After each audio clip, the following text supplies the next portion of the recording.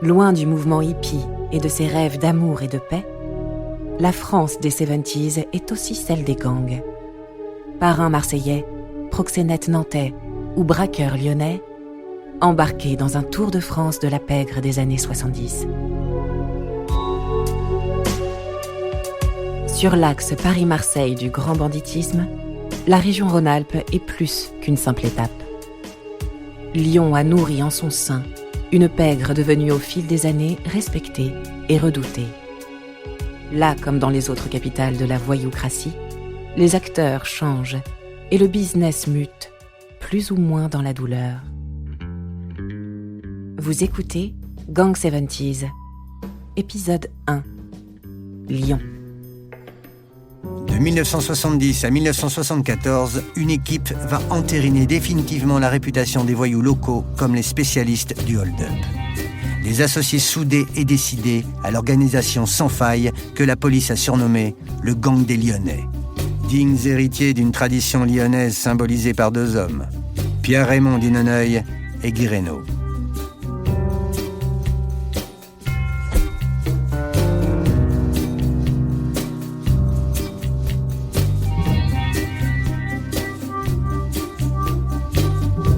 Qui ont marqué un petit peu l'époque, le plus marqué l'époque, d'abord dans les années 66, 7, 8, il y a eu essentiellement l'équipe de Guy Reynaud, qu'on appelait souvent l'équipe du Gros Caillou, parce qu'il venait de la Croix-Rousse. Hubert Nivon, ancien braqueur, auteur de La saga des Lyonnais. Sur le boulevard de la Croix-Rousse, il y a effectivement un rocher, un gros caillou, quoi.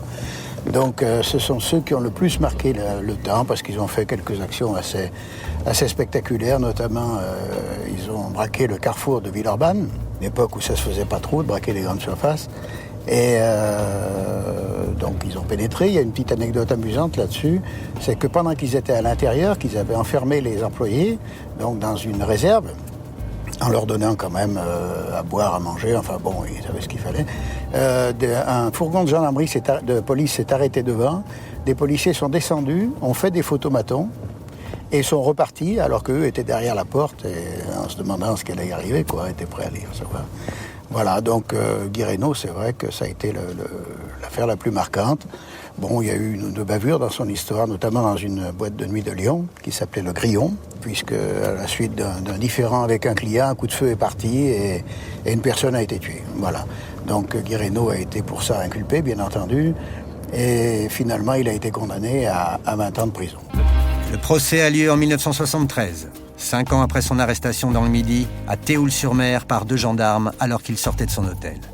Et je l'ai connu en prison, puisqu'à un moment donné, on s'est retrouvés en centrale ensemble, pendant une année à peu près. En fait, on lui avait, je crois, monté un peu sa cote en épingle, quoi, artificiellement. Entre autres, entre le commissaire Javillet, le juge Renaud, et puis le journaliste du Progrès, Pierre Mérindol, qui en avait fait un ennemi public numéro 1, alors qu'en fait, quand on le connaissait réellement, bon, il n'avait rien à voir avec ça. Hein. Et lui, après, comme il n'était pas non plus très... Bon, c'était pas un télo, hein. Donc, il a voulu faire avec un petit peu, quoi. Hein. Donc, il s'est cru obligé, après, de ressembler à cette image qu'on lui avait fait, quoi. Et il est mort à 47 ans, hein.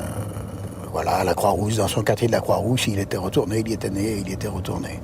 Il y a eu aussi une équipe très, très importante qui était dirigée par un garçon qu'on surnommait Noneuil. Son nom, c'était Paul Raymond. Pierre Raymond, dit Paul, dit Noneuil, un garçon issu de la communauté du voyage, défraye la chronique en 1967-1968. Il aurait commis plus de 80 hold-up et cambriolages. En juin 1968, l'étau se resserrant et ses associés tombant dans les mailles du filet, Noneuil file en Espagne. Mais il remonte bientôt à Lyon, où il tape avec une nouvelle équipe de juillet à décembre 1969, date de sa mort. Ils avaient fait quelques affaires aussi retentissantes, hein, et donc Noneuil a été tué exactement dans un café du 2e arrondissement de Lyon, le café de la mairie, donc où il était, et il y a eu un piège tendu un petit peu, et donc il a été tué par la police, voilà. À la fin des années 60, le braquage est à la mode. Les chèques font leur apparition et les agences bancaires comme les transports de fonds se multiplient. Il y a eu beaucoup de petites équipes, hein. C'était pas des choses extraordinaires, quoi. Hein, bon, j'en ai fait partie et c'était pas non plus quelque chose de formidable. Hein. Mais il y avait assez peu de violence quand même, hein, comparé à aujourd'hui. Il y en avait même très peu. C'était rare qu'il y ait un coup de feu qui soit tiré. Je crois qu'il y avait une certaine conscience quand même de la vie humaine, hein, de tout ça.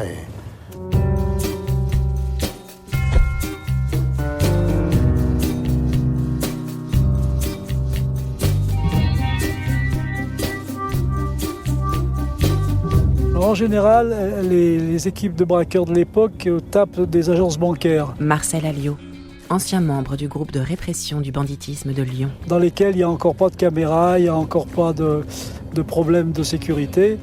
Donc en conséquence, ce sont des agences bancaires, entre guillemets, faciles à faire.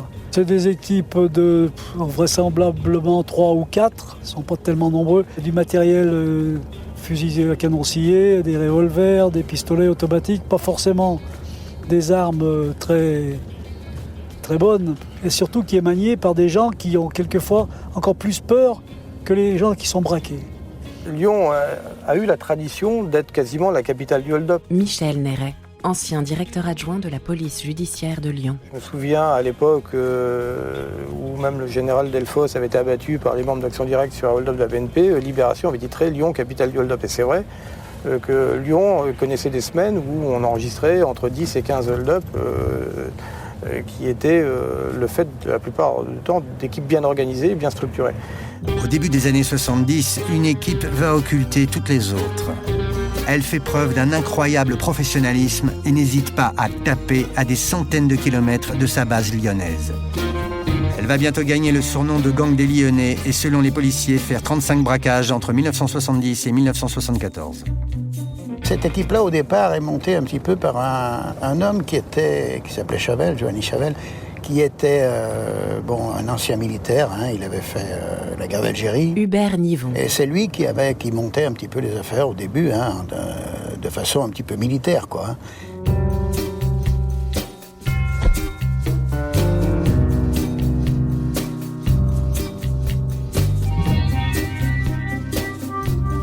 Ce gars-là, donc, lui a un côté complètement flambeur, assez exubérant. Pour constituer le futur gang des Lyonnais, Chavel a d'abord rencontré Pierre Pourrat, dit le docteur, un homme originaire de Saint-Étienne qui a fait partie de l'équipe Noneuil. Le duo cherche alors un chauffeur pour monter sur les affaires. Ce sera Edmond Vidal, dit Momon, que Chavel a connu à la prison Saint-Paul de Lyon. Momon, alors lui, par contre, donc, était de la communauté gitane. Donc il a beaucoup vécu dans des caravanes, parfois dans des bus désaffectés, et puis finalement dans les cités de l'abbé Pierre, quoi. Et c'est vrai qu'il a eu une enfance extrêmement difficile, quoi. Alors la chance qu'il a eue, je crois, c'est qu'il était dans une famille dont les membres se soutenaient beaucoup. Il y avait beaucoup, comme il le dit d'ailleurs lui-même, il y avait beaucoup d'amour dans cette famille, et c'est ce qui l'a sauvé, quoi. Edmond Vidal, lui, pour parler de lui, donc est venu un petit peu dans la délinquance à travers une histoire un petit peu bête, quoi. Parce qu'il avait 16 ou 17 ans, quelque chose comme ça, et en rentrant d'une fête avec un copain un jour, donc vers 5h du matin, ils ont vu devant un casino, à l'époque, les petites épiceries, quoi, des cerises. Ils étaient posés avec des cadeaux de cerises. Et donc ils se sont arrêtés, mais c'était plus des trucs de gamins, quoi. Ils ont pris un cajot de cerises. Manque de peau, un voisin les a vus, a noté le numéro de la voiture et a appelé la police. Et la police est venue chez lui, donc pour une histoire de cerises, de cajot de cerises, donc, et alors a maltraité sa mère notamment. C'est ce qu'il avait remonté un petit peu, d'accord, contre la police, quoi. Et il a été condamné. Alors, je crois, je sais plus, 1 mois de prison, quelque chose comme ça. Mais le juge de Vienne, puisque c'était à Vienne, lui a fait faire 2 mois de préventive, quelque chose comme ça. Donc déjà, il l'a ressenti comme une injustice. C'en était une d'ailleurs. Et puis surtout le fait que les policiers qui sont venus, qui ne devaient pas avoir beaucoup de diplomatie, ont mal parlé à sa mère, quoi. L'ont méprisé en quelque sorte. Et alors qu'elle voulait payer le cajot de cerises, qu'elle voulait, comme toutes les mères, elle aimait son fils. Donc elle a tout fait pour essayer de le sortir de là, et il n'y a rien eu à faire, ils n'ont rien voulu entendre. Alors, c'est parti un petit peu de là. Le trio est bientôt rejoint par un 4e homme, Nicolas Caclamanos, dit Nick le Grec, puis par les copains d'enfance de Momon Vidal. C'est des gitans, des Arméniens qui vivent dans une période sociale très dure pour eux, quoi. Richard Chitli. Donc là, il y a un noyau dur comme ça où c'est vraiment l'amitié d'enfance, quoi. Des gens très très soudés. Ils venaient d'une banlieue de Lyon, la banlieue est de Lyon, la ville de Dessines. C'était des gens qui se connaissaient un petit peu depuis toujours, quoi, qui étaient nés dans le même quartier, qui étaient... Le gang entre en scène fin 1970 et commence la ronde des hold-up. Notamment le 23 décembre 1970 avec l'attaque de la poste de Chambéry. Et la police qui, à l'époque, commençait à relier plusieurs braquages entre Chambéry, la Saône-et-Loire. Il y avait plusieurs coups qui se ressemblaient. Entre mars et septembre 1971, 5 hold-up commis dans la région Rhône-Alpes attirent l'attention des policiers. Bourg-en-Bresse, Roanne, Lagneux. Et tous avec le même mode opératoire.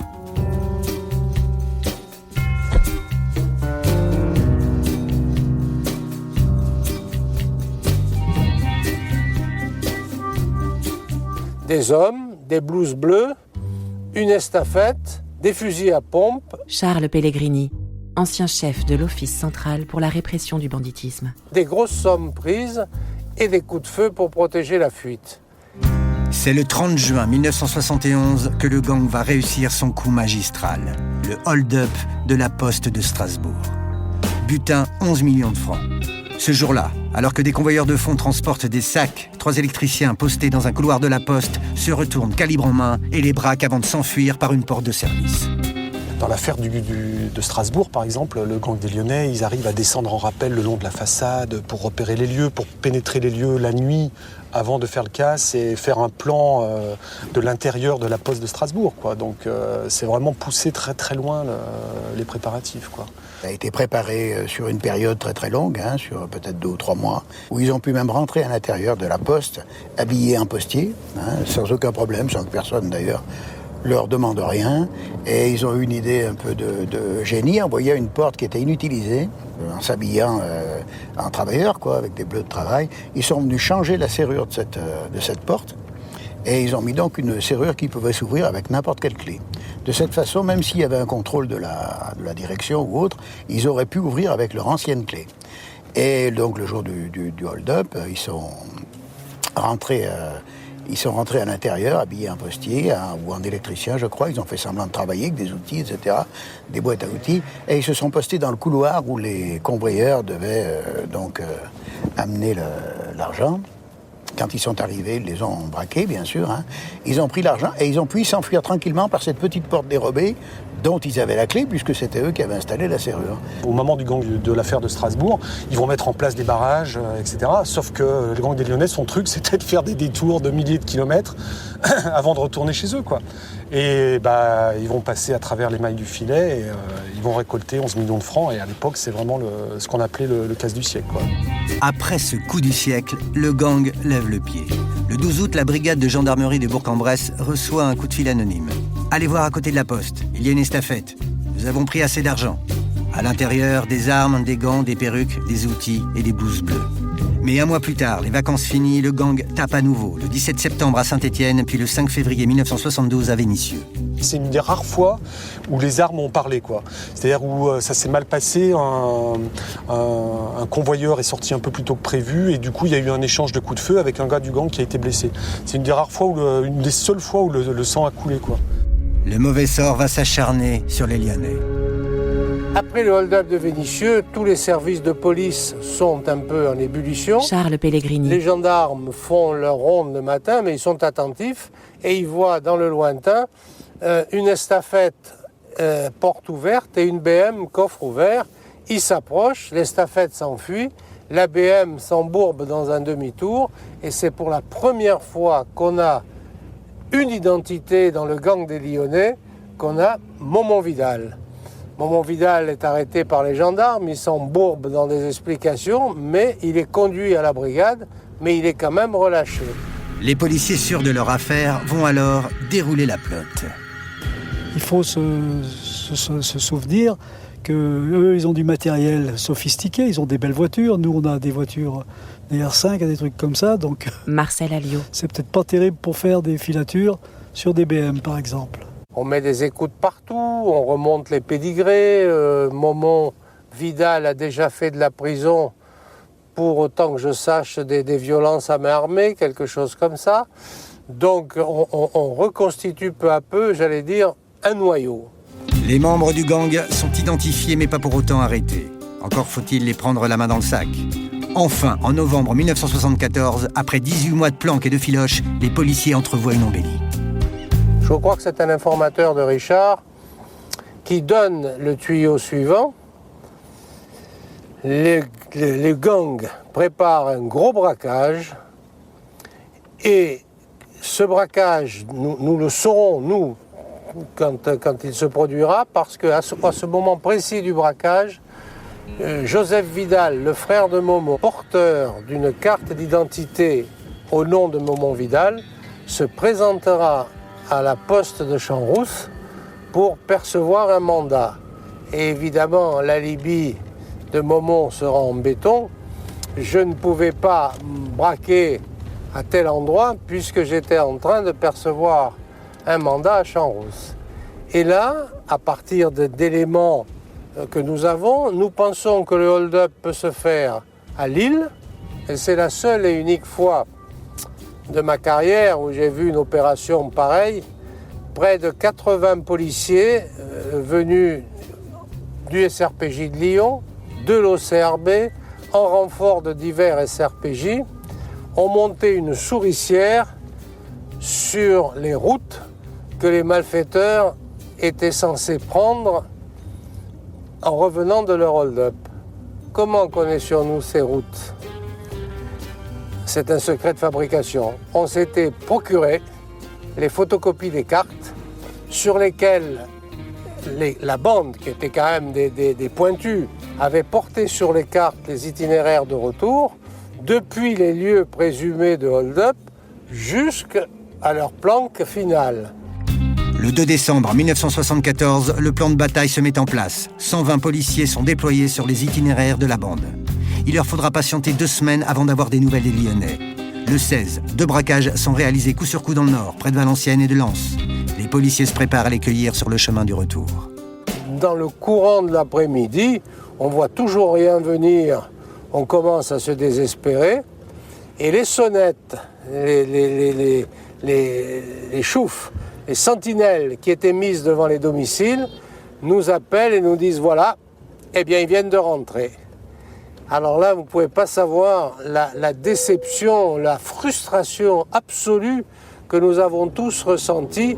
Tant de temps, tant d'investissement, tant d'énergie dépensée pour cet échec. Mais pourquoi ne sont-ils pas passés par les itinéraires qu'ils avaient calculés? Eh bien, tout simplement parce qu'au bout de 4-5 heures de route, nous étions à proximité de Lyon. On ne pouvait pas évidemment aller se mettre au diable Vauvert. Peinard, pas de barrage, rien du tout, rien entendre à la radio, ni plan, ni quoi que ce soit. Et ils ont décidé de revenir par la nationale. Et ils sont rentrés tranquillement par la nationale jusqu'à leur domicile. Après cette longuement concertée, les responsables vont décider de mettre fin à la traque qui dure depuis 3 ans. On attend un peu et puis on fait l'opération désespoir, l'opération de la dernière chance. Le 19 décembre 1974 à 11h, Charles Pellegrini et son équipe ouvrent le bal en arrêtant en souplesse Momo Vidal au domicile de sa compagne dans le quartier de la Duchère. Le reste de l'équipe suit dans la journée. Seul manque Johanny Chavel, disparu depuis 1 an, et Pierre Pourrat qui est passé au travers des mailles du filet. Il sera repris le lendemain.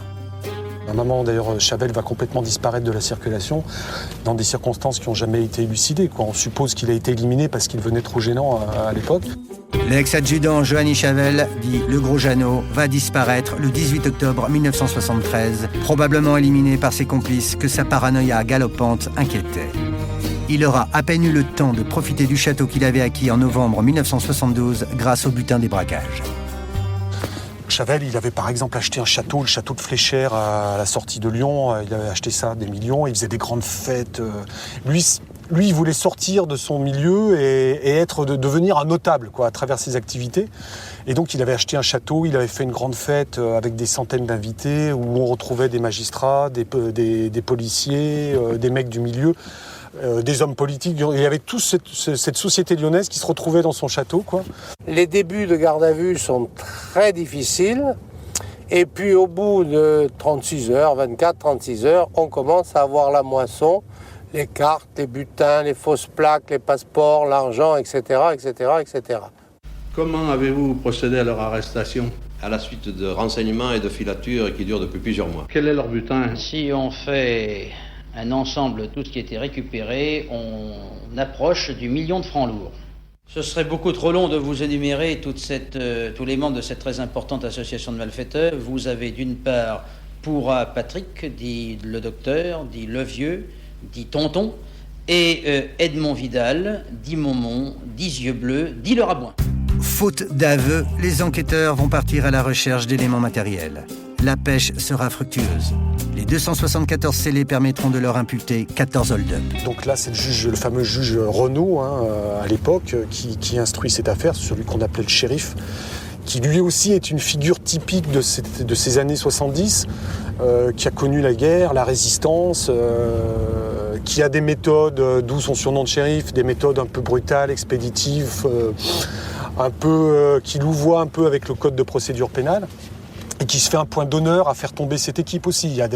C'est étonnant à l'époque, il y a vraiment les voyous à l'ancienne sont beaucoup sur le registre de l'honneur, du fameux code de l'honneur, mais un gars comme le juge Renaud, c'est un peu aussi son registre.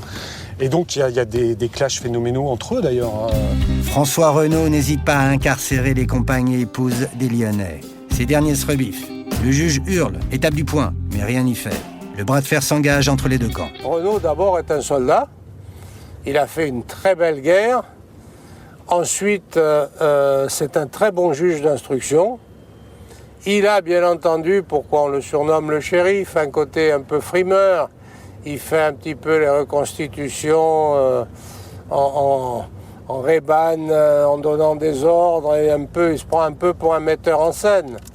Mais personnellement, je le tiens vraiment pour un grand juge, avec des méthodes un peu particulières, mais qu'avaient tous les juges de l'époque.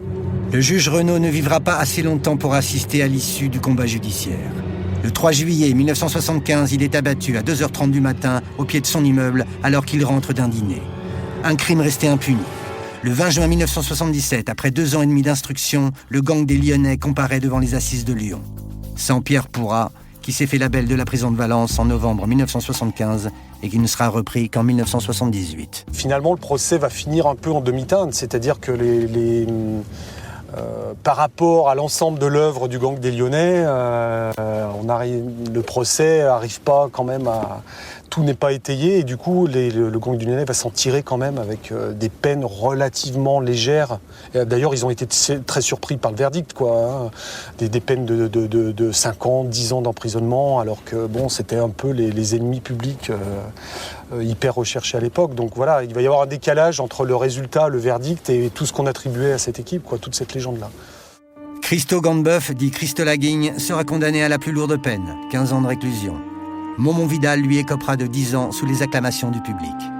Ça a été quand même le début de l'utilisation en police judiciaire et dans la lutte contre le grand banditisme de techniques qui après vont se développer et j'allais dire heureusement. Une équipe comme le gang des Lyonnais a certainement Michel Néret. créé une sorte de prosélytisme et a certainement entraîné d'autres à imiter à la fois leur activité et leur méthode. Je pense que l'histoire du gang des Lyonnais et donc l'impact qu'il a eu sur d'autres générations n'est pas neutre dans cette culture du vol à main armée, bien sûr, sur la région lyonnaise.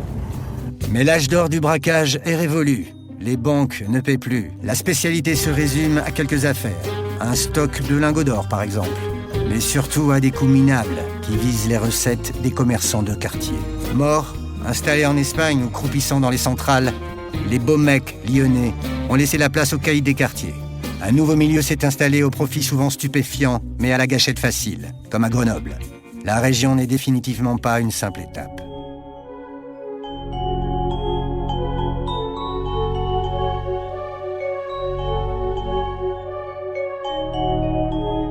Vous venez d'écouter Gang 70s. Si vous avez aimé ce podcast, vous pouvez vous abonner sur votre plateforme de podcast préférée et suivre Initial Studio sur les réseaux sociaux. Gang 70s est une coproduction Initial Studio et Label Image. Production Sarah Koskiewicz. Montage Camille Legras et Victor Benamou. Musique Arnaud Denzler. Illustration Luc Grieux. Avec la voix d'Elsa Hamnan.